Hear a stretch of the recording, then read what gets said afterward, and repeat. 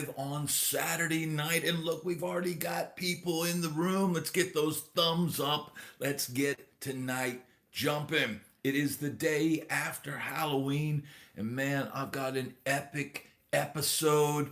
But you know what? The best part of the episode is you. And here's the deal, it's an Ask Me Anything episode, but I'm going to start off with a question for everybody out there. Does talent even matter anymore? Look, think about back in the day. Hendrix, Van Halen, Prince, George Benson, on and on and on. The amazing artists, Michael Jackson, whatever you're into, right?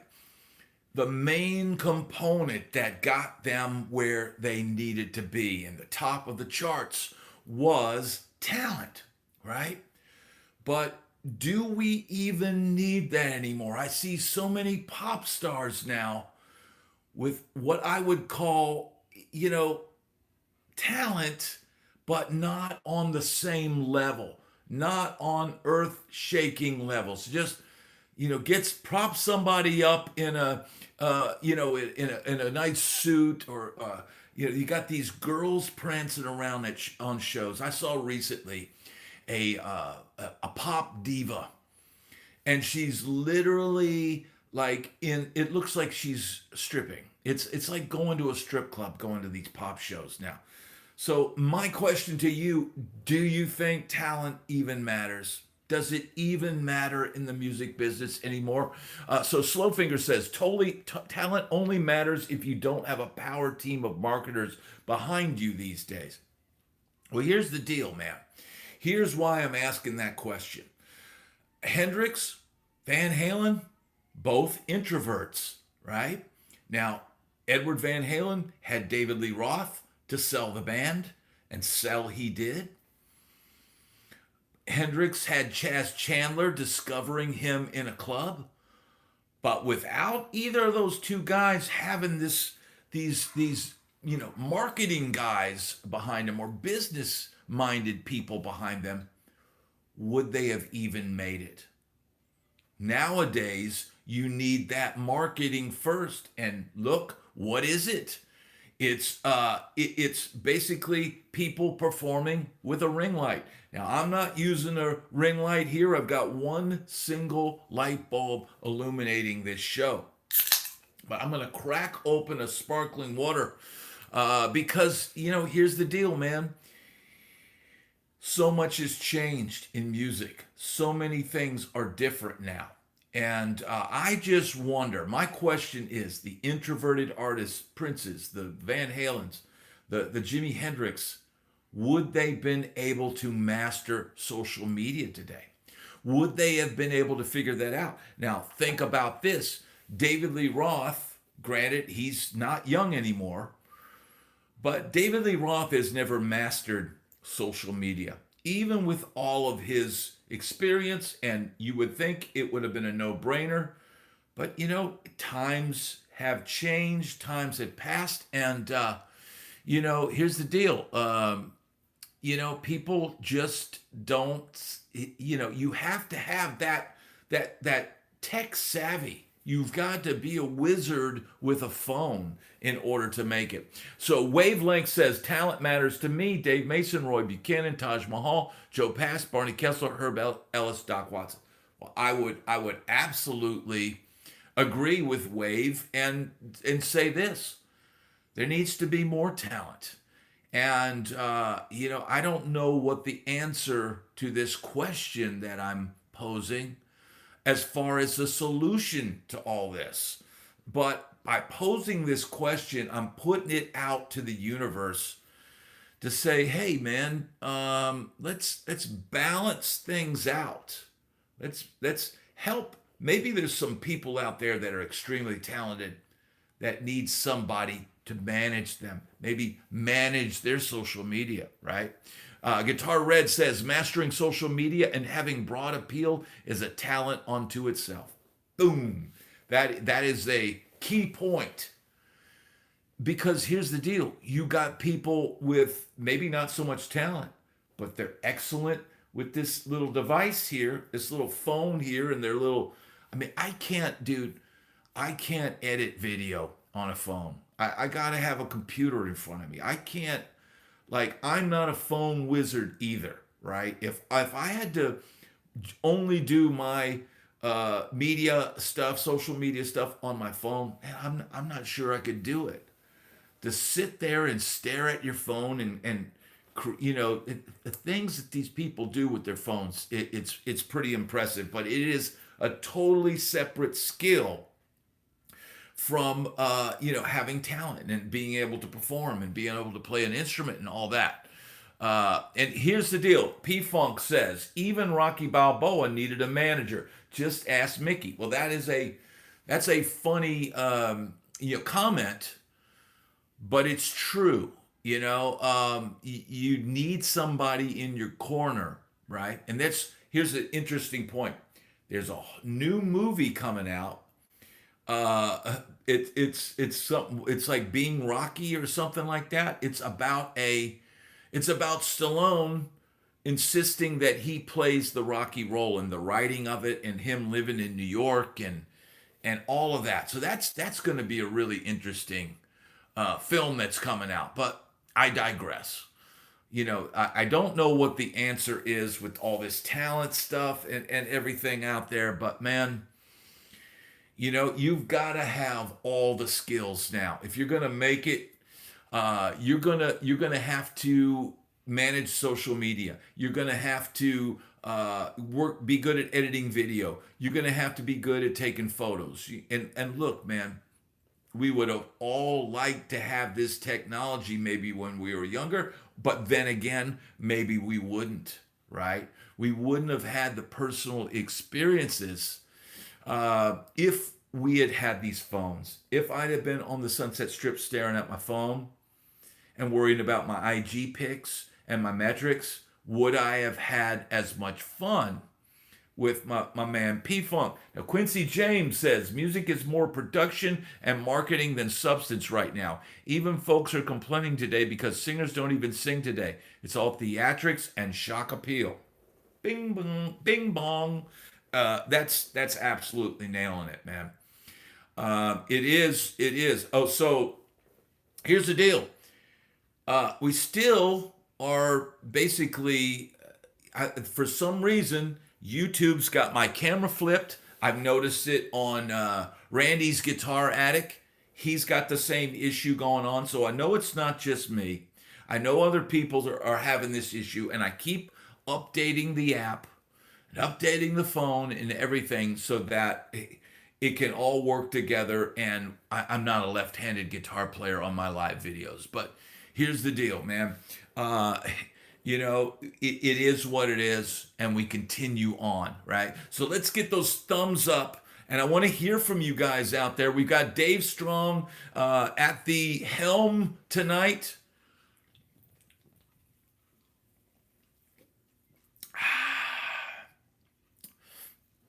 Have to not use selfie cam. Scott, that is incorrect, because I've always used the selfie cam in the past and it worked fine. And here's the deal.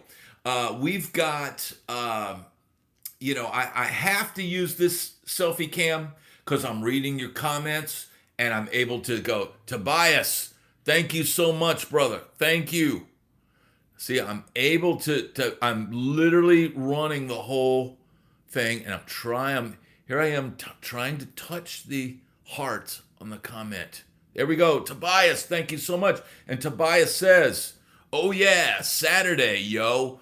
Love the show. Dude, Tobias, thank you so much, brother. Thank you. He's all the way up in Canada, dude.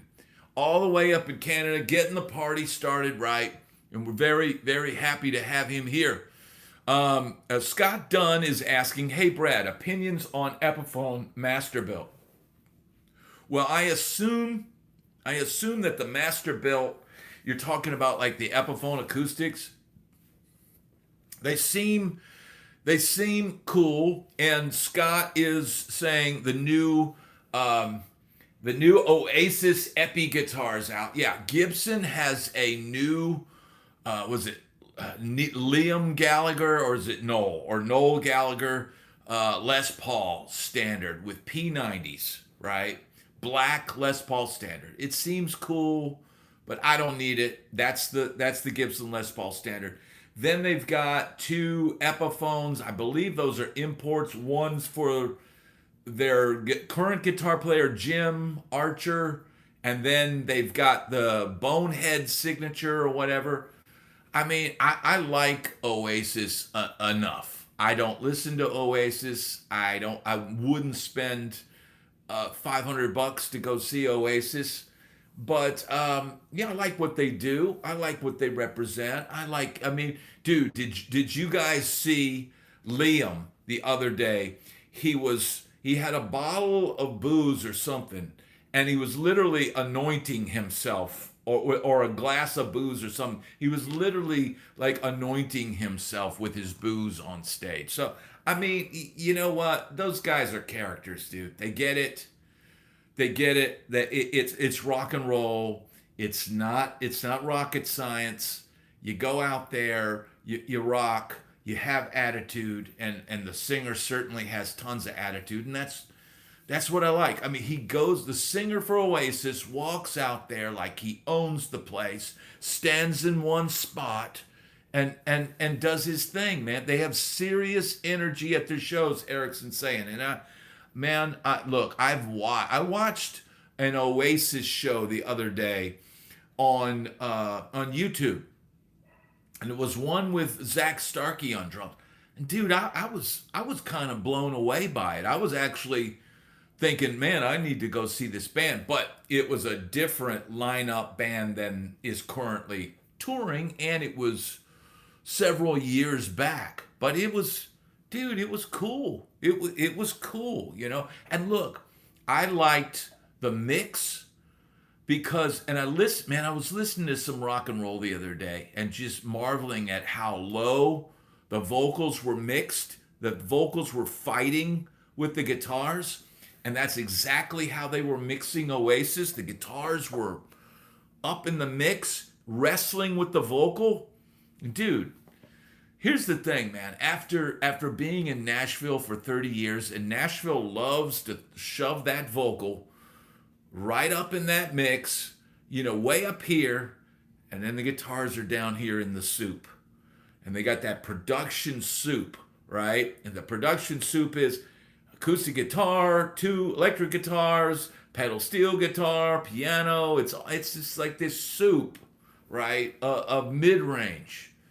But man, rock and roll, dude, the guitars are like, you could hear the crackling of the guitars intertwined with the vocalist rasp.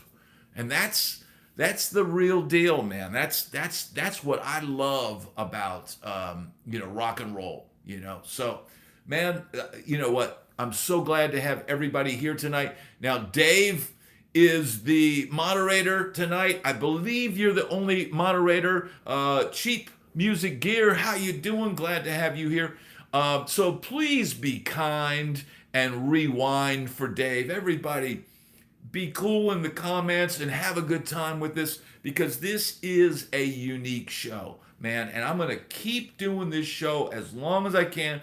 Yes, there is a potential that I might be doing some live gigs in the future. Who knows? Who knows what's going to happen? I don't count anything until it yes, so Dave is the sole moderator. Maybe, you know, if Dave ever gets to the point where he needs some help, maybe we'll have to anoint somebody else also to help him out. But be kind, rewind. Dave is in charge. What's the beverage? Steve Gunner is saying, just having a simple polar seltzer, bro. Just a simple polar seltzer, and I've got a Red Bull chaser, bro. That's when I need to kick it into gear. That's what, yeah, Rhonda, you are absolutely right. And you know what? If Erickson wanted to be a moderator, he can have the wrench anytime. And P-Funk would probably be a good guy to have in there as well. So that's the deal. But yeah, these polar seltzers, man, it's no sugar, so these are good.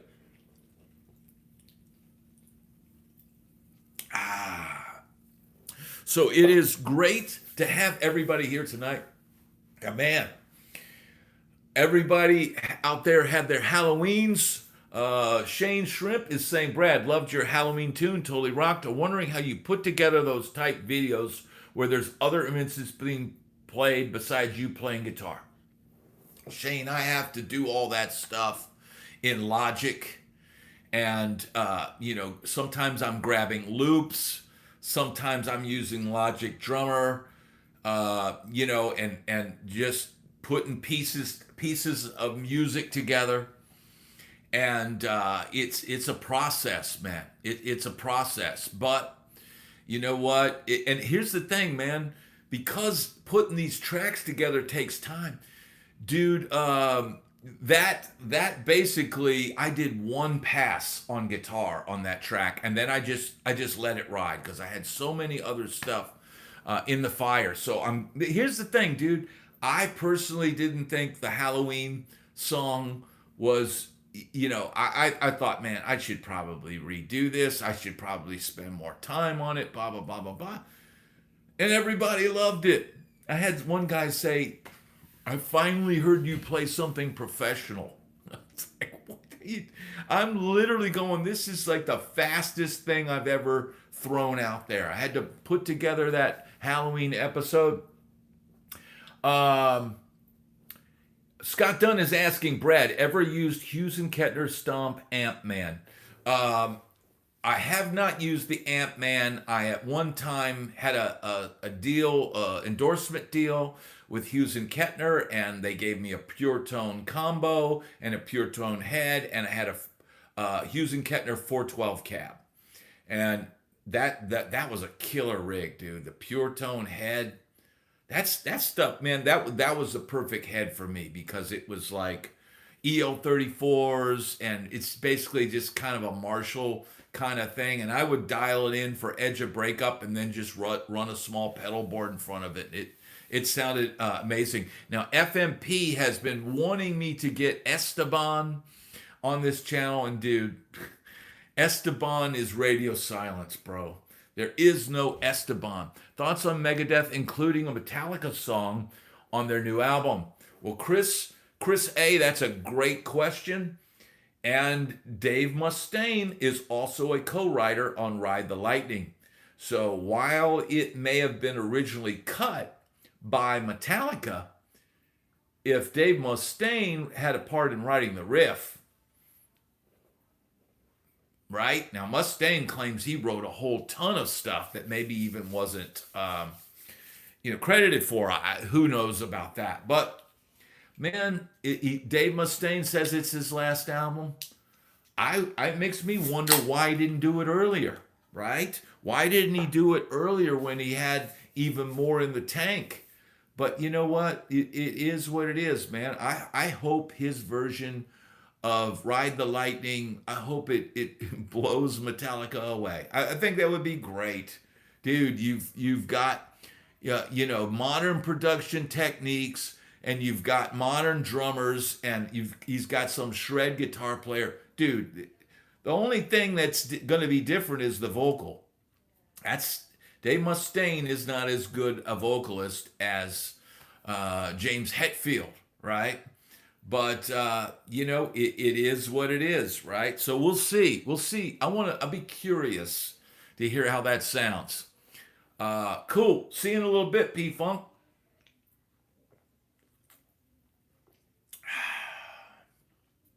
You guys don't know how much I enjoy these Saturday nights, dude. I look forward to it, dude. And I look forward to having a little Red Bull, talking about music, and reaching the people out there on a Saturday night. Well, let's get those thumbs up. Let's get tonight funkin'.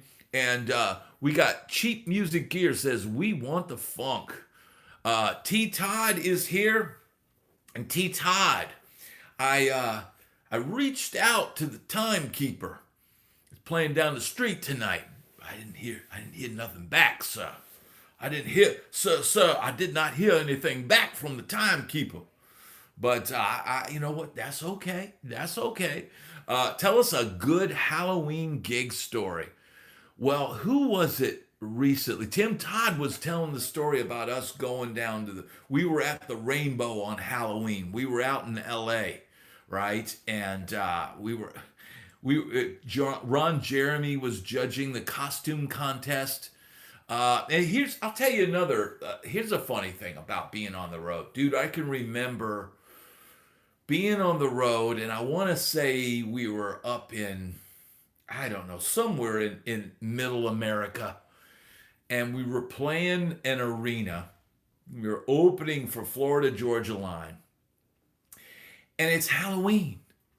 And I'm like, dude, it's Halloween. It's the one night of the week that I can dress like a lunatic on stage. And I had my black beard, right? And I had my long hair. And I decided to just do like ghoul face paint, right? So I did clown white, and I had blood like coming down the sides of my mouth, and I had black, around my eyes. I'll find a picture of it sometime. I'll post that. But man, I thought, man, it's Halloween, dude. Let's all get into the spirit. Let's go play this arena. I was the only person in the entire organization to dress up for Halloween. It's a concert, dude. 20,000 people, a Halloween show. Shouldn't somebody have done something? Shouldn't you have had a roadie dressed up in a friggin' Dracula costume run out on stage, or a giant ghoul or something? Dude, but you know what? I went all out. I had a full like ghoul face paint with black smeared in my beard. I looked like a complete lunatic. So I had a good time, and yeah. Well, Dwayne is saying like they played a joke on you. I honestly just thought how lame that no one would do anything. No one, not in the opening, any of the opening acts or the headlining acts, and they were looking at me like, "Oh wow, you went all out." Well, hello, it's Halloween, dude. But that's the deal. Brad, what does it take to get a great cover musician back to the original music scene? Great new tunes, money, or both? Well, dude, it all comes down to money, right? It all comes down to money. Everybody has a price. So if you can convince somebody that's playing cover gigs and making money, if you can pay him the same amount of money that he was making on those cover gigs, well, he'll come, and you're easy to work for, and you don't make him, rehearse and waste time, and all those things. Everything matters in a band thing. Then the guy will come work for you. But you also got to have a lot of gigs on the books. You can't expect somebody to quit their regular band that they're gigging every weekend, and you just want him to come work with you one night a month. The bottom line is you live and die by your calendar. So that's the deal, man. That's the deal. So I don't know about that FMP, and I'm not even sure what that code word was, but that's delicious. That's just like something I'm not supposed to drink as a little treat on a Saturday night. Now look, man, it was Halloween here last night, and dude, the vibes in the neighborhood, dude. There was gunshots down the street. There was a teenage party that some mom had a bunch of teenagers there, and they were all boozing it up. The mom went to jail. The person that fired off a round, they haven't caught them yet, but it was kind of wild here, dude. Florida, you know what? Florida, it's chill, right? And we've got good neighbors, but you've also got some other elements over there that maybe not so good. And yeah, man. So my thing is this, dude. I'm on alert at all times. I'm watching. I was watching. The whole time, and I caught when I took the dog out late last night after the live. I just had a vibe. It was a vibe in the air, like something's. People were acting erratic. It's one of those things, man. First of all, Halloween is amateur night for most people, right? For most people that go out, so you gotta be careful, man. But yeah, wild times here, dude. Here's Now Dwayne is making a point. We all started way early when we were kids. That is correct. But the difference is this: we all snuck around and went somewhere where we could do it and didn't have some parent that was, providing it for us and doing all that. It's one thing to go off with your friends and sneak a pint, and chug it in the theater or something and hide it under the seat. It's another thing to have somebody's parents providing this stuff for kids. That does not. That's where it's serious, and it's a serious liability, man. It's a serious liability. Uh, so here's beers, bikes, and blues. At first, I was thinking I was going to be envious. I'm so happy for the peace, quiet, and families here in Central Illinois. It has the spooky vibe naturally. Right on, dude. I mean, look, I kind of live out in the middle of nowhere, but there's still a lot of people trying to get away from the cities. So people come out here and man, you know what? You got to learn how to act right, dude. Thank you, John Beckel. Thank you so much. He says, "You rock, Brad. Thanks for the awesome live." Thank you, sir. So yeah, Dave says some of my friends' parents let us drink in the basement, no driving.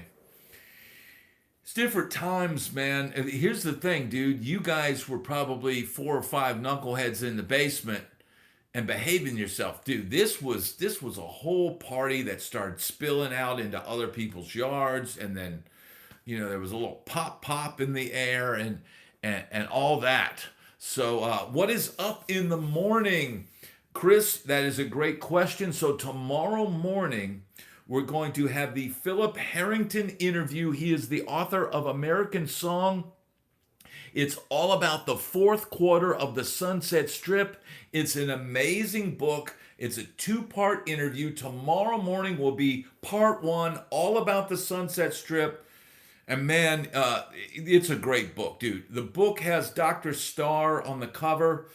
It's incredible. I read that entire book. We did the interview. We got to talk about the strip. And this author, he's very much interested in the Sunset Strip. So unlike a lot of my interviews, I actually ended up like telling him, my experiences and stuff. So you'll get to hear some of my stories. You'll get to hear about his book and the different artists covered in his book. And it's a great interview that will air tomorrow morning at 8 a.m. Eastern Standard Time. And thank you, Chris Alexander, for reminding me to tell you that. So yeah, that interview is coming up tomorrow morning, and it's going to be great. So the Wednesday says, Brad, when hiring studio bass and drummer, you think we should tip if they're hard to learn or set price? Bass when hiring. I'm not sure what that question is, the Wednesday Sky. I'm not sure what you're referring to exactly there. You're saying if the songs are hard, we should tip if they're hard to learn or set price. Okay. So if you're hiring somebody online and your song is very difficult, dude, absolutely. If you have it to give them a tip, dude. Give them a tip. I always appreciate it. I mean, I would do these air gig sessions, and dude, some of those things, man, would take me hours, dude. I would be working on a piece of music sometimes because it would be modern metal, and I'm not like a modern metal guy, so I'd have to learn these songs with these 100 different parts in it, and it would take me a long time to learn it. So, man, when you get a tip for something like that, with when you know that you're putting somebody through the ringer, or you're making them do multiple passes, or you're doing extra stuff, man, even a $10 tip or $20 tip will help. So yeah, that's the deal. Just the tip. That's what they say, Bo, but we wouldn't know, right?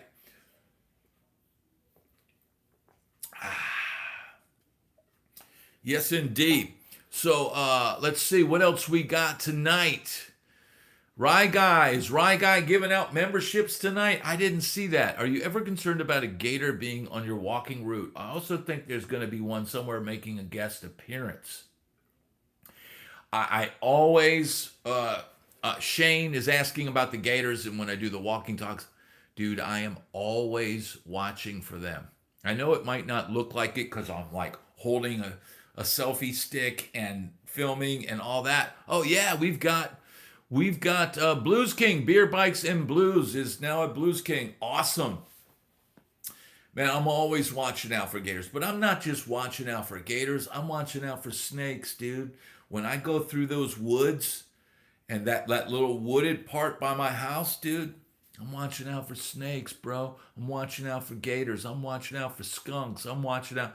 And dude, when I was in Tennessee, here, I'll tell you something, dude. There's a certain time in Tennessee when the deer are in mating season. And dude, I've had times where a deer is in. I used to go to this park that would just be hundreds of deer, dude. And you walk in there and realize, oh shit, it's mating season, and the bucks are mean mugging you, dude. And you have to like stand your ground, but not like, you can't buck up against them.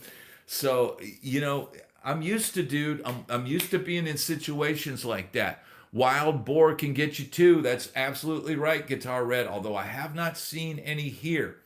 Let's see. Yes, Freddie is absolutely right. And dude, they love dogs. Gators love dogs. And but I watch the water. And here's the deal: all of the walkways by those ponds, there's a good enough distance. We're talking about probably 12 feet, 13 feet. And yeah, so if I hear any motion or anything, I always look on the grass. There's a few right around the corner, dude. This time of year when it gets cold at night, the gators come out and they sun themselves outside to soak up as much heat as possible. And so you'll see them, dude. You'll see there's an 8-foot gator just like laying on the shore. But they tend to not want to be near people. But like I said, dude, somebody the other day was walking their dog by one of those ponds, literally had the dog on a leash, and the neighbor came out and said, hey, there's an 8-foot gator in there. And they're, I'm from Florida. I don't, like, people, dude, I don't come anywhere near that. I don't let Ace go off the sidewalk or off the path or anything. So man, I appreciate everybody worrying about that, dude. I've already know what I'm gonna do. So everything is good on that. But man, you gotta watch your ass, right? As the Red Fox says. So that's the deal, man. I don't think people are talking about a little small pew-pews. I don't think that's going to do anything to a gator. The place we go in Hilton, Shane Wright says, the place we go in Hilton Head doesn't remove the gators. It's a great fishing area, but now you can't fish because everyone's feeding their catch to the gators. Yeah, see? They are very fast, Erickson, and I'm aware, dude. I'm aware. You got to be very careful. Yeah, that's the deal, man. That is the deal. So, Gators, stay away, bro. Stay away. Gator stew. Gator bites, bro. Gator bites. Is how many people out there have had gator bites? So let's see. I just saw a question.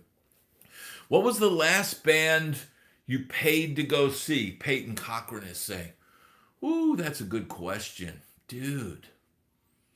What was the last concert we went to? Oh, probably Extreme and Living Color at the Ryman.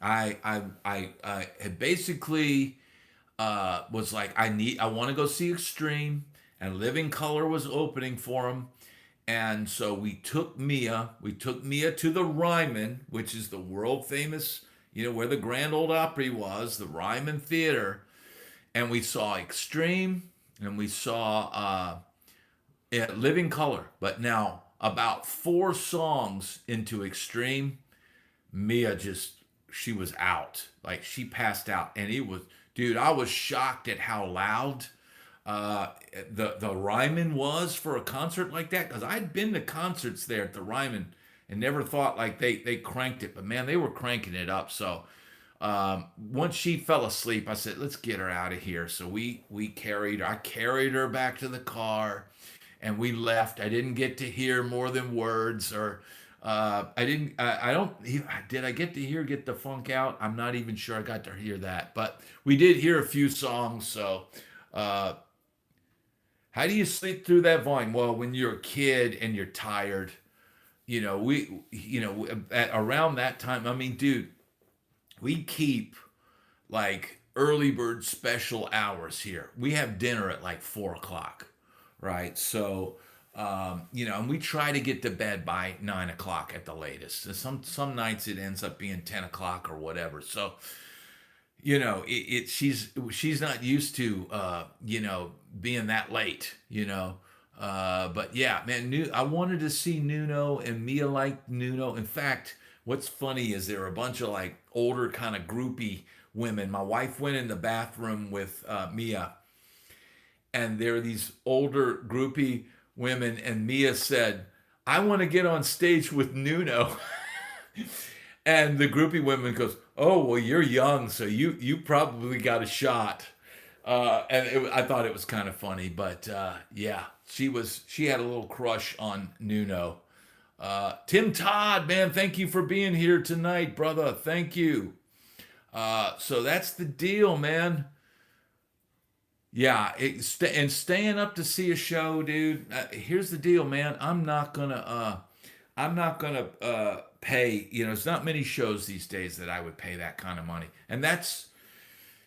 You know what, dude? I don't want to see somebody that's, having tough time on stage, and I'm not paying hundreds of dollars to see somebody that I saw when they were young.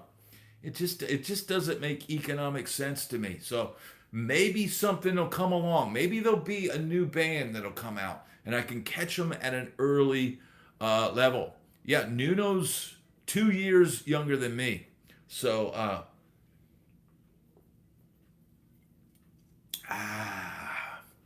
That's the deal. Well, look, man, we've got 82 people in here. Let's get the thumbs up, dude.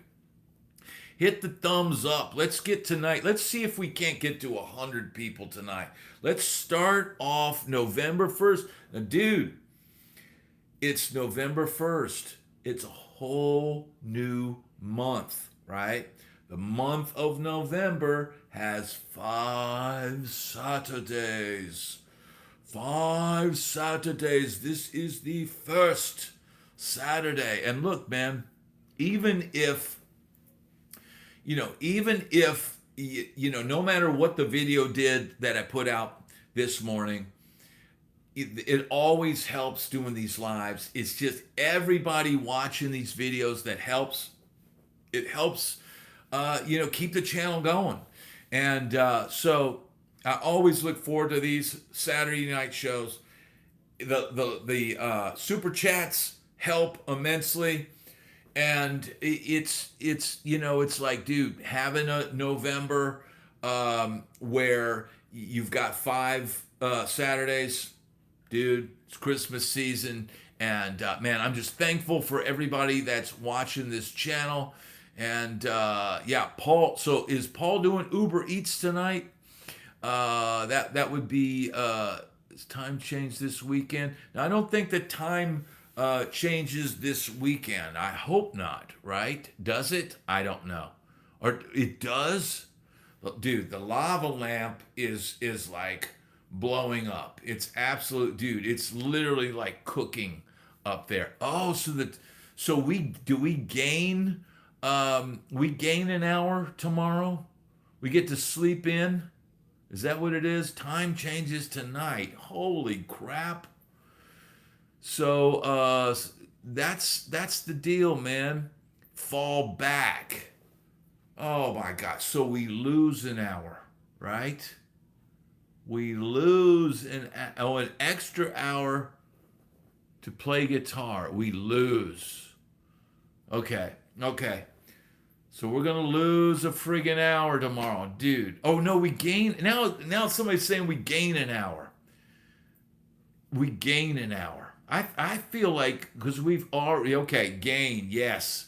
We gain. Thank you, everybody. I thought, man, it's time to gain that hour back. Because, dude, I'll tell you what, the last change that we did, dude, it totally threw me off. I was getting up at 5 a.m. every day, and I was coming in here shooting videos, right? I'd have a couple videos done by the time, 7 o'clock came around. And then when they changed the time back, dude, it threw me all out of whack, dude. It's like, but now with the school schedule and all that, a lot of times what I'm doing is producing videos on the weekends, which, by the way, dude, it's new guitar day, dude. I'll show you this, man. And I've got a full demo of this coming up. But I want people to, what do you think this is? How do you like that finish?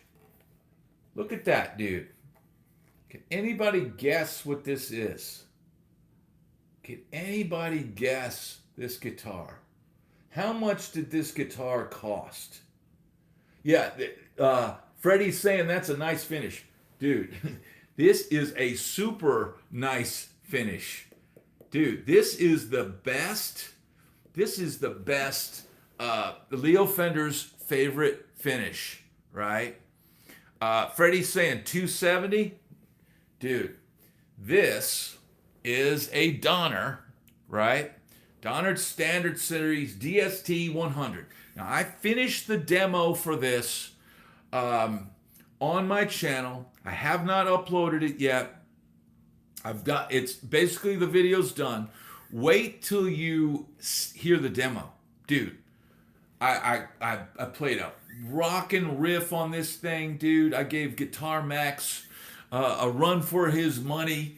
And this thing, dude, these are going for $160 right now. If you want one of these, go to my Amazon link on one of my videos and get you one of these for $160, dude. I just wait until you see the demonstration, because dude, not only is it a cool looking guitar, but no, I did not get a left-handed guitar, dude. It's and look, everybody's saying use the selfie cam and all that, dude. That's not it. I've been using this same method ever since I started this channel. I don't know what's going on, but here's the deal, man. $160, right? And this comes with an amp. It comes with an amp. Comes with a little miniature amp, right, in the box. It comes with a whole goodie bag. It comes with a goodie bag with a strap and a tuner. It comes with a tuner. It comes with an extra pack of strings. It comes with a friggin' cord. Dude, I mean, it's crazy, dude. It's crazy. So wait till the demo comes out. Don't even worry about it. For a beginner, this thing is killer, dude. This is way better than you know what I started out on? I started out on a Japanese Univox 335 copy. Dude, it had action like about that high. It was not, it had a weird bolt-on like neck. It looked kind of cool, but dude, it was not this. This is actually plays really good. And dude, for a modding platform, forget about it, dude. The body alone would cost you $160 on and the finish on any site. So and it also comes with a gig bag. So I mean, dude, you know what? Just wait until the demo comes out. I don't want to spoil it, but I know people like checking out guitars. And what's the wood? Let's see. That's Freddie. I believe that the body is poplar. I think it's poplar, which is decent. And the fretboard is like Purple Heart. The neck is Canadian maple, and that's all I know. That's to the best of my knowledge. But yeah, it does have like Purple Heart or some weird wood on the neck. But and it could use the neck needs to be oiled. That for sure. But man, dude, it for some that under some kid's tree on Christmas, some kid that maybe look, put down the video game kid and pick up a guitar, dude. We need more kids playing guitars and less video games. So David is asking, Brad, did you do your own setups, bench work? Here's what I do. Like with that Donner that came in, when I tuned it up, the action was a little high, and it has inside the bag, it had the little Allen key for the bridge, and I just lowered the saddle some. But I never studied like how to set up guitars or anything like that. But over the years, you just experiment with stuff. And I can set up my own guitars. I can usually make just about anything playable. And it just from pure experimentation over the years. With that guitar, it was lowering the saddles a little bit, but that's the deal, man. You learn a lot by just working on things, lowering pickups, messing with the pickup, heights and stuff like that.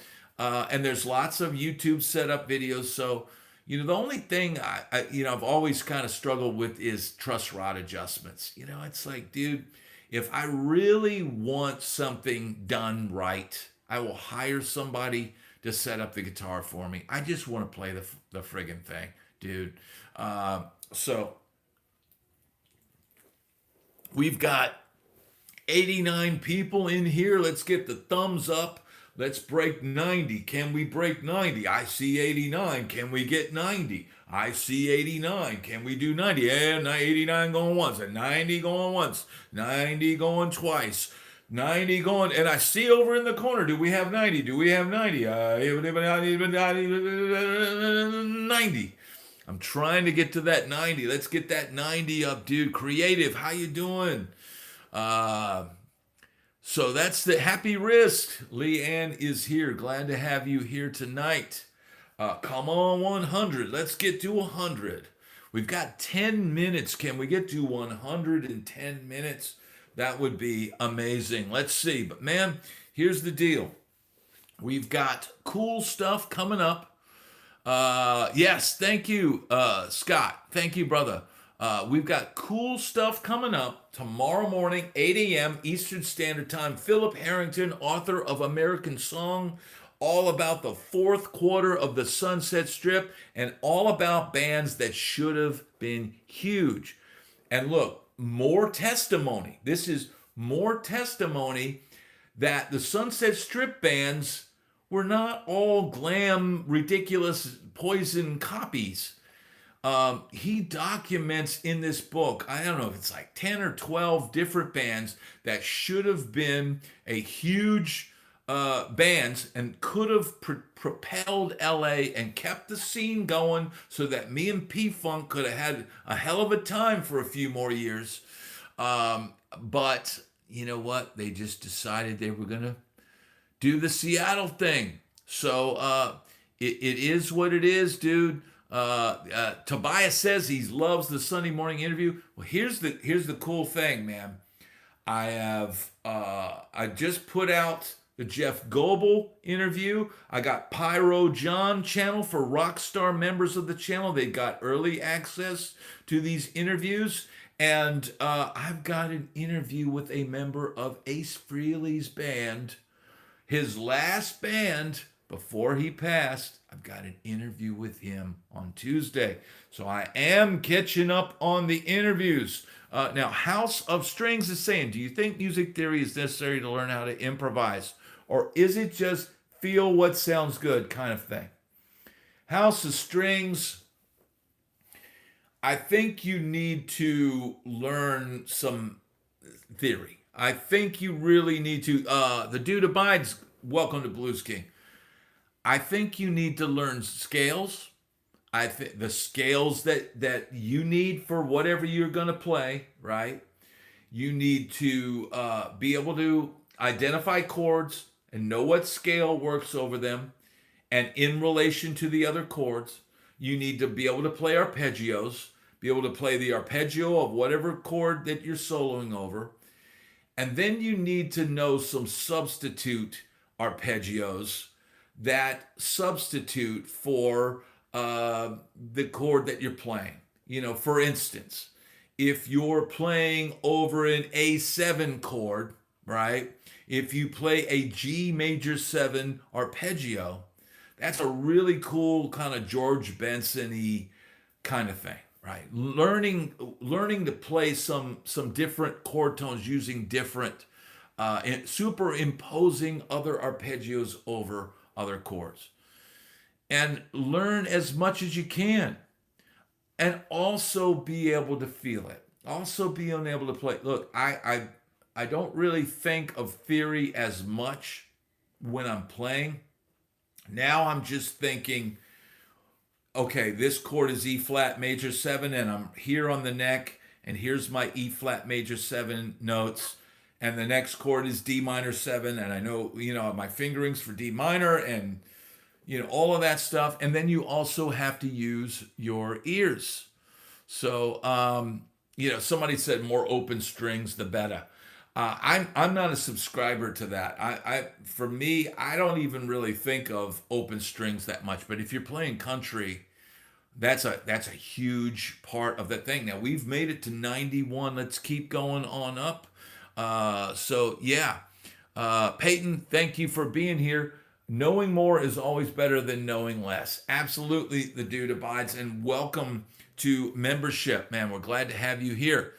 Before knowing about arpeggios and triads, that little theory triple quadded my improv. It all can help, dude. And look, but you know, at some point, grab the things that you need to play the music that you're playing. Grab enough tools to be versatile enough to cover your ass. And we made it to 100 now, so let's get the thumbs up. Grab enough tools to cover your ass as a guitar player, right? It's important, man. You know, being able to you know, play over stuff and you know, like I said, man, feel and taste and improv and all of that stuff, man. It's all there, right? At some point, I turn off the brain, and I'm not thinking. I'm playing little melodies in my head. House of Strings says, thank you, Brad. Love your show. Watch it every day. Awesome. Rob Horvat from Canada. Do you have a go-to guitar you pick up when you want to write a song? Rob, that's a great question. I'm going to hit a like on that and try to hit the heart. And we did. Rob, it comes down to what kind of song I want to write. If I gotta write, let's see what we got. If I gotta write a country song or something in that vein, I gotta grab a Telecaster. If I want something, there's a lot of guitars that cross over into different genres. I could play a Telecaster over a jazzy groove or a fusion thing. And to me, every guitar has a song in it. And depending on what I'm going to write, if I'm going to play something high gain, I need a guitar with humbuckers in it. I might not, if it's metal, I might not go for the PRS because that has more of a refined, squishy, kind of fusiony kind of humbucking sound. I might go for my Les Paul or one of my Charvel for something like that. It just really depends on the type of song. You can almost make any guitar work over any style of song, but the pickups, if the pickups really make a hell of a lot of difference. So that's something I bear in mind if I'm, if I need a little bit hotter pickup or something like it. Kiesel Weasel, thank you, sir. He says, to be a star, you have to be skinny, attractive, have one name, and know how to lip sync and play air guitar. That's a great post, and I can't say you're wrong, bro. And I like your name, Kiesel Weasel. I can't say you're wrong, dude. The fame and everything like today, it's totally different, man. But speaking of Kiesel, did you guys see that Eric Gales is now a Kiesel artist? How about that? Did you see that?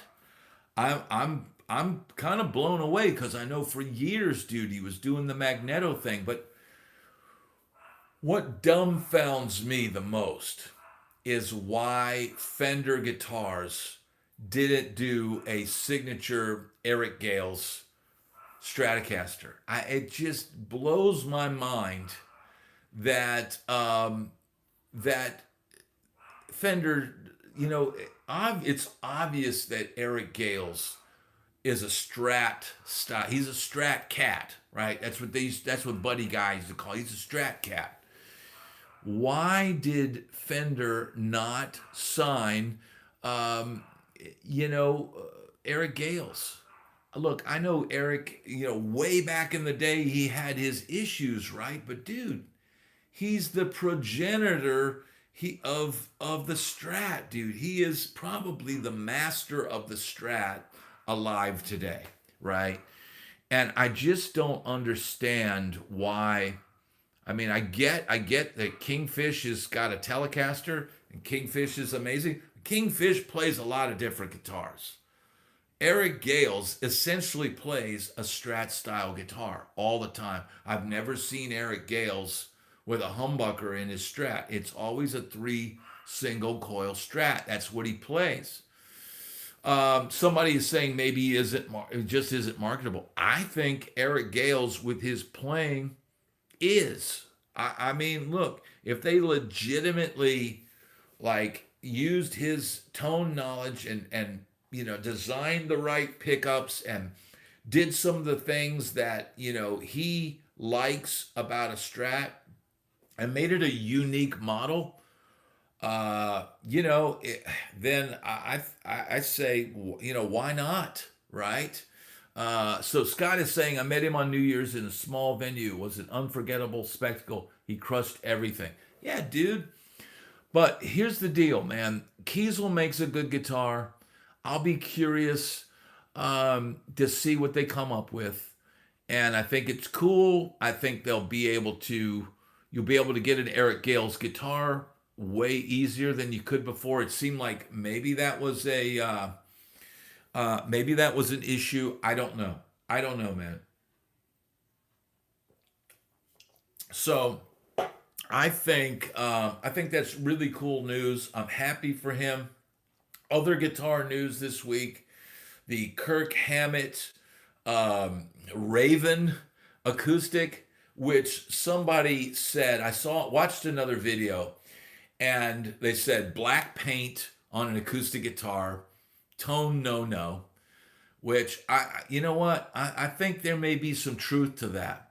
Then then they said two pick guards. That's a no because it's more plastic. Well, then there's some pick guard piece on the body, so there's three pieces of plastic on the guitar, and it does have some cool inlays on the headstock. It's got some raven head and stuff like that, but it's like they put out a video of Kirk, playing this guitar, and not 1 second of actually hearing the guitar.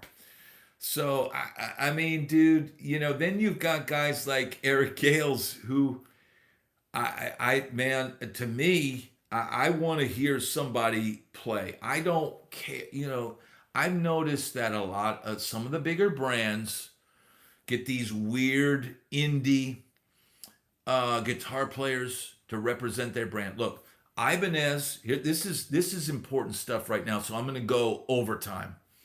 Ibanez gets the shredders. Ibanez gets the guys that can actually play. They seem to focus on that, right? And I applaud Ibanez for that, because you should support guys that can play.